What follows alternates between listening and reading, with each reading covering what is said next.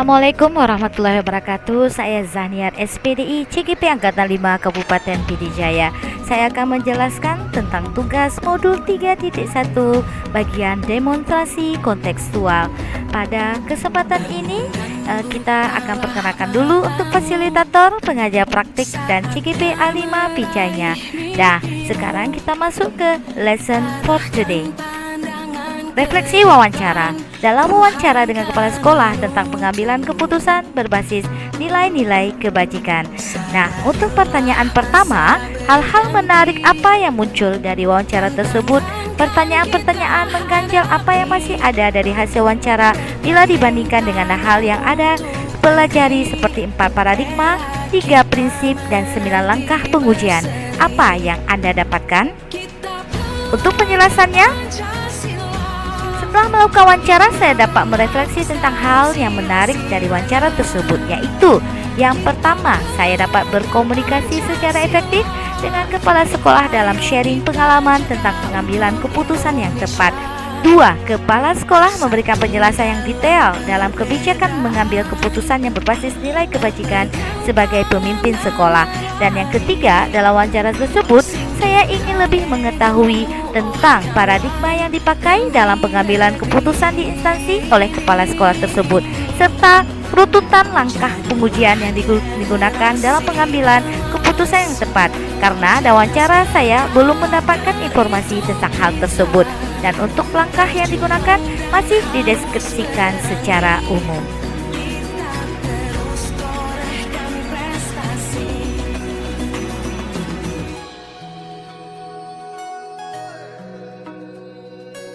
Untuk pertanyaan kedua, bagaimana hasil wawancara antara 2-3 pimpinan yang Anda wawancarai? Adakah sebuah persamaan atau perbedaan? Kira-kira ada yang menonjol dari salah satu pimpinan tersebut? Mengapa? Apa yang membedakan? Untuk penjelasannya, saya melakukan wawancara dengan 3 kepala sekolah yang berbeda instansi dan tingkatan, yaitu SD Negeri 6 Merdu, SMP Negeri 2 Ulim, dan SMA Negeri 1 Merdu di Kabupaten Pidijaya. Masing-masing kepala sekolahnya adalah Ibu Rahmadani SPD MPD, Ibu Husna SPD MPD, dan Bapak Nasruddin SPD MSI.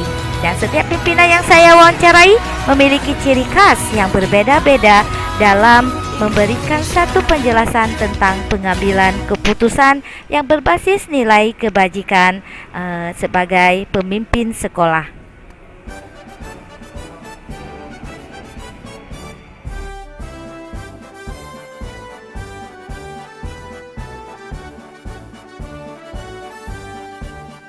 Bulatkan tekad, kuatkan hati, negeri ini memanggilmu kawan. Belajar, bergerak, berbagi Untuk penjelasan berikutnya, dan yang paling utama adalah 2 dari 3 sekolah tersebut adalah sekolah penggerak pada angkatan 1 dan 2 di Kabupaten Pidijaya.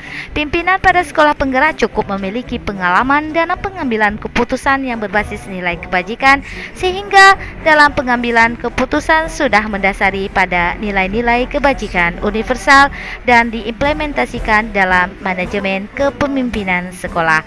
Nah, kita menjalin kolaborasi, belajar, bergerak, berbagi untuk negeri, demi bakti pada Ibu Pertiwi.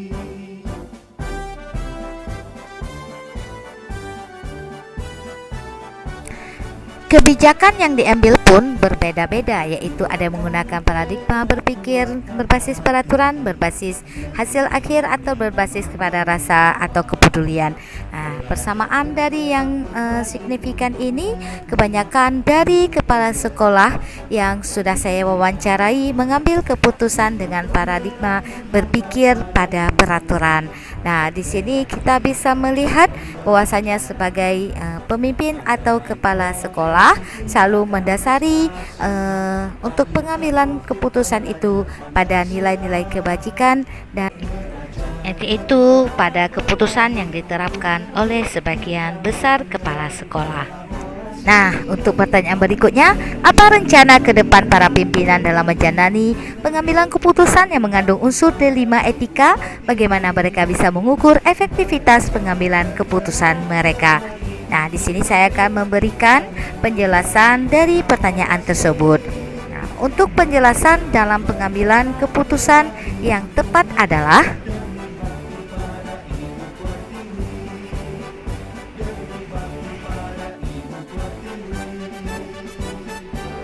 untuk pengambilan keputusan mengandung unsur D5 etika.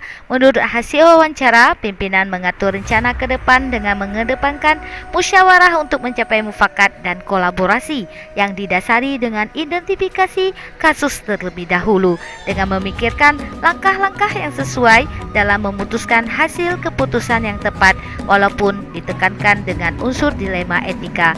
Dengan hal tersebut akan lebih efektif dalam pengambilan keputusan dengan mempertimbangkan segala aspek atau paradigma yang dikategorikan dalam situasi dilema etika. Pengukuran efektivitas itu sendiri, terutama dalam pengambilan keputusan, didasari pada nilai-nilai kebajikan dan manfaat bagi semua. Selain itu, dalam pengambilan keputusan apabila itu mengandung unsur dilema etika, kita harus bisa menganalisis terlebih dahulu apakah kasus itu dan yang mana yang akan lebih penting untuk dipertimbangkan atau diputuskan.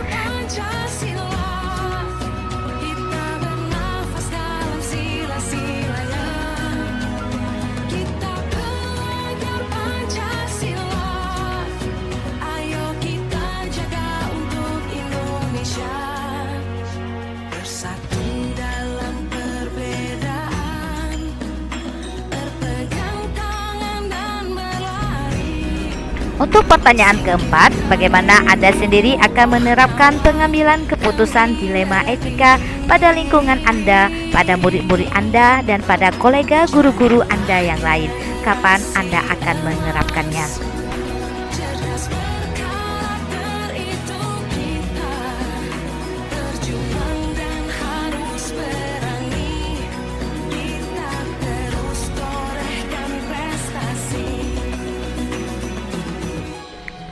Dalam penjelasannya, dalam menerapkan pengambilan keputusan dilema etika ini, saya akan terlebih dahulu memperhatikan beberapa faktor untuk menghindari kesalahan dalam pengambilan keputusan. Yang pertama, kita menyelidiki situasi atau masalah secara detail, mengumpulkan berbagai macam informasi terkait dengan situasi tersebut, menciptakan beberapa alternatif keputusan yang baik untuk dijadikan opsi untuk dipertimbangkan.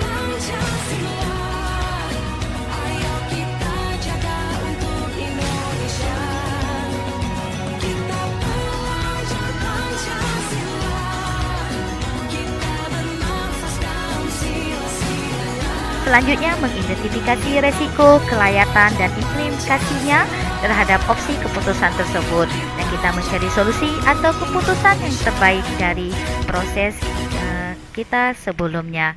Nah, di sini mari kita perhatikan, kita harus melihat bagaimana cara-caranya dalam pengambilan keputusan dilema etika.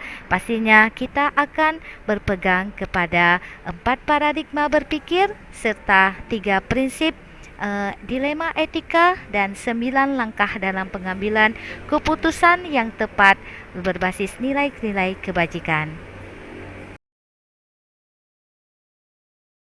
Nah, untuk teknis segi suara tulisan naratif, saya sudah uji coba karena di sini kita akan melihat bagaimana kemudahan bagi orang lain dalam memahaminya. Dan refleksi ini saya sajikan dalam bentuk Canva Design dengan dipadukan oleh audio recording. Dan di sini akan memudahkan para pendengar untuk memahaminya. Oke, terima kasih.